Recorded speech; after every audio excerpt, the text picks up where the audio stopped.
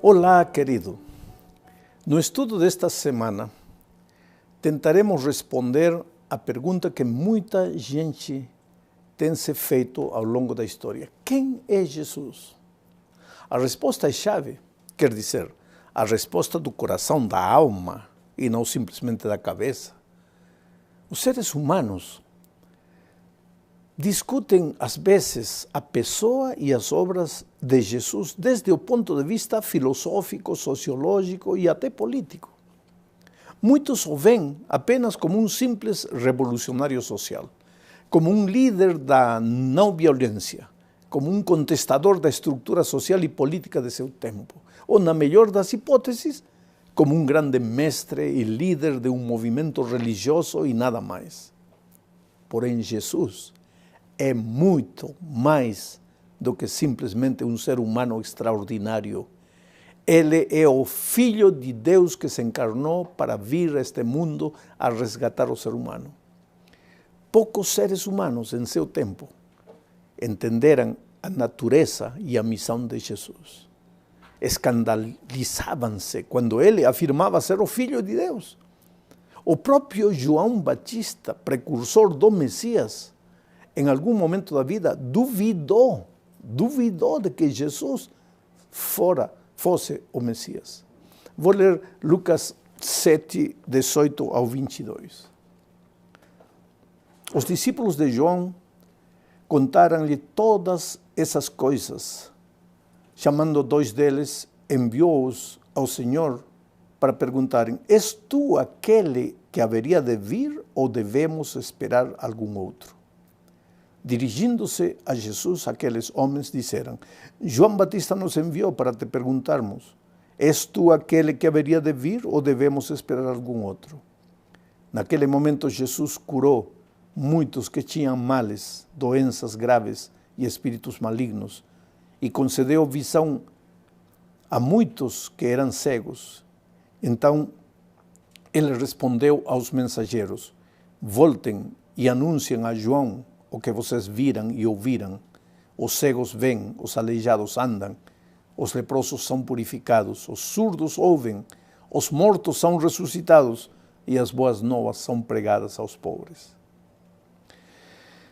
Eu não sei, querido, se você já percebeu que, às vezes, as dificuldades desta vida levam a gente, muitas vezes, a perder a confiança em Deus, a duvidar das suas promessas. Veja, o gigante João, preso, abandonado, solitário, chegou num momento a duvidar de Jesus. És tu o Cristo ou teremos que esperar outro? O interessante é que Jesus não respondeu nada, simplesmente deixou suas obras falarem. Operou milagres e disse aos discípulos de João que fossem e contassem o que tinham visto. É que as obras valem mais do que as palavras. Se os seres humanos não acreditam no que veem, dificilmente acreditarão no que ouvem.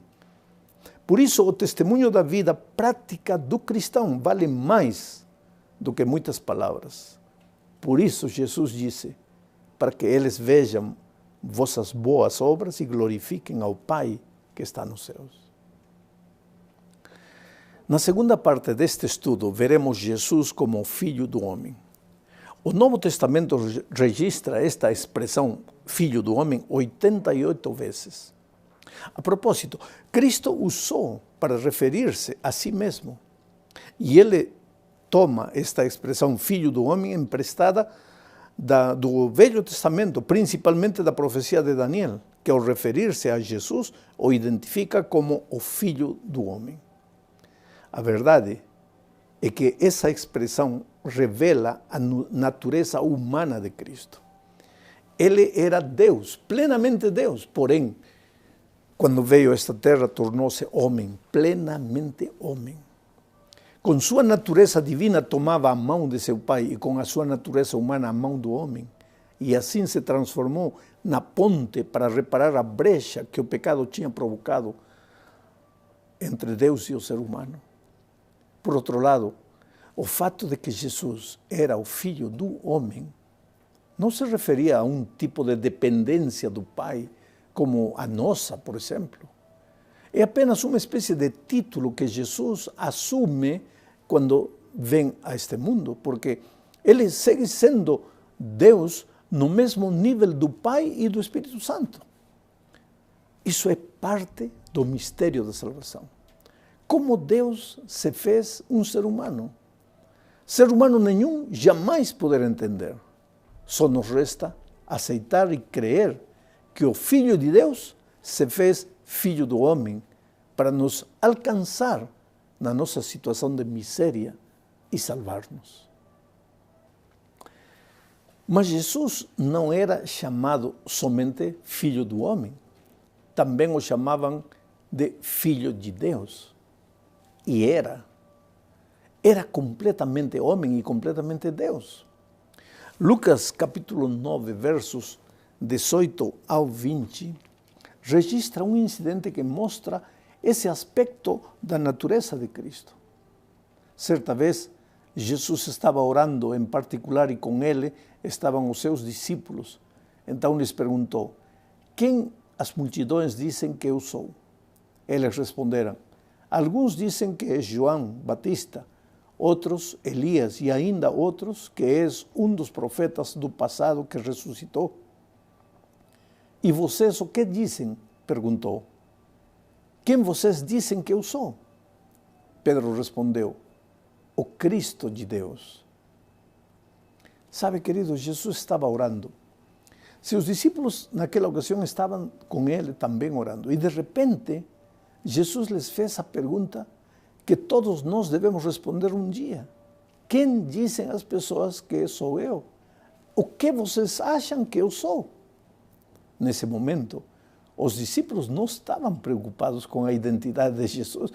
A iniciativa foi de Jesus porque ele queria ensinar para eles que a fé verdadeira não se constrói em valores humanos ou passageiros. Só um Deus eterno poderia salvar o homem. A resposta dos discípulos foi interessante. João Batista, Elias, algum dos profetas antigos que ressuscitou. E vocês, disse Jesus, quem vocês dizem que eu sou? Então Pedro se adiantou e com uma resposta inspirada disse: tu és o Cristo de Deus. E Jesus aceitou a resposta. Ele era o Filho de Deus, o próprio Deus. O Cristo sofredor que tinha vindo ao mundo a morrer pelo pecador. Mas lhes recomendou não dizer isso a ninguém. Por quê? É que não era ainda o tempo de proclamar essa verdade às pessoas. Menos ainda para os líderes da nação. Por que guardar silêncio? Por causa do sofrimento que estava por vir, por causa da sua morte.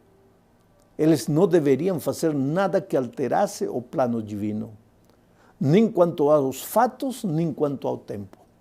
O Filho do homem, lhes disse, tem que sofrer muitas coisas e ser rejeitado pelos anciãos, pelos chefes dos sacerdotes e pelos mestres da lei. Além do mais, é necessário que o matem e que no terceiro dia ressuscite. Tudo a seu devido tempo e em harmonia com os desígnios divinos. Por outro lado, a declaração de Pedro tinha sido inspirada e revelava a natureza divina de Jesus. Jesus não era só o Filho de Deus, não era apenas o Cristo, era o próprio Deus, Criador dos céus e da terra. Como Deus não podia morrer, então teve que se fazer homem para ocupar o lugar do ser humano e morrer na cruz em nosso favor. E agora, queridos, chegamos ao fim deste estudo, falando da transfiguração, onde uma vez mais se revelou a divindade do Filho. Jesus tinha convidado Pedro, João e Tiago para ir ao topo do monte. Objetivo? Orar. Geralmente Jesus se separava para orar. Quase sempre ia só, mas nesta oportunidade tinha dois importantes assuntos para transmitir aos seus discípulos. Primeiro, a necessidade de que sempre oraram. Eles já sabiam que se aproximava uma crise. não para Jesus, mas para eles mesmos. Eles ainda não tinham compreendido claramente a necessidade do sofrimento de Cristo. Necessitavam aprender que nos momentos difíceis o melhor é conversar com Deus. Em segundo lugar, outra lição ou outra coisa que Jesus queria fazer com os discípulos era transmitir-lhes segurança absoluta no futuro, em meio da dor. Enquanto orava, diz Lucas no seu relato, o rosto de Jesus se transfigurou. Suas roupas ficaram brancas, radiantes.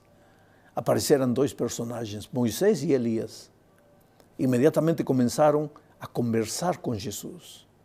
Os discípulos estavam dormindo, porém acordaram, assombrados, viram a glória de Jesus, que rodeava também os outros dois personagens.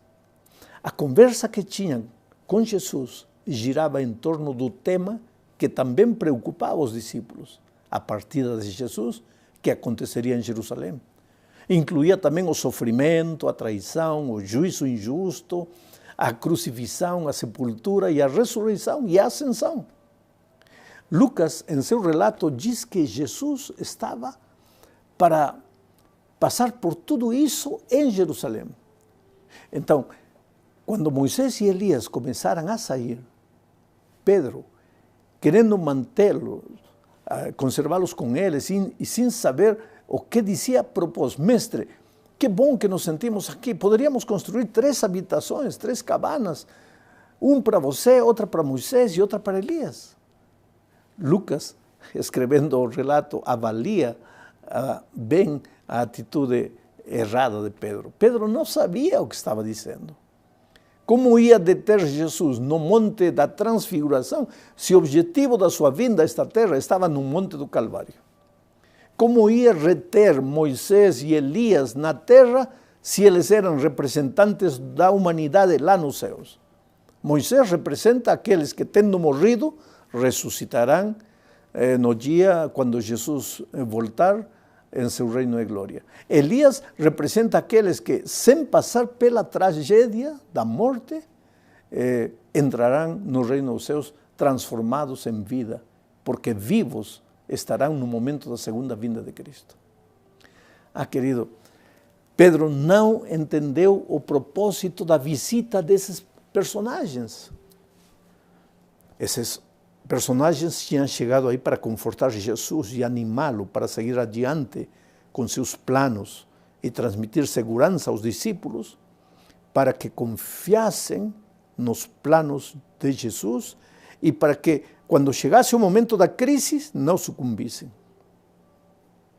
Bem, a voz de Pedro estava ainda no ar quando o ambiente se encheu de uma nuvem que cobriu tudo. Tudo se iluminou para que Jesus, Elias e Moisés fossem claramente visíveis.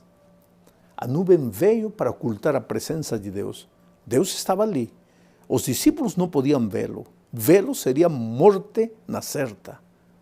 Deus os estava protegendo, porque não os estava visitando para destruí-los, mas para lhes assegurar que Jesus era o seu filho e que a autoridade exercida por ele na terra era a autoridade do mesmo Pai. Este é meu filho, meu escolhido, lhes disse desde a nuvem. Escutem a ele. Não duvidem. Nada temam de tudo que deverão passar juntos em Jerusalém. Não se desanimem por nada. Simplesmente escutem o que ele lhes diz e aceitem. Tudo vai sair bem. Além do mais, não se esqueçam, eu estou com ele e com vocês. A quem temerão? Os acompanharei sempre. De quem terão medo?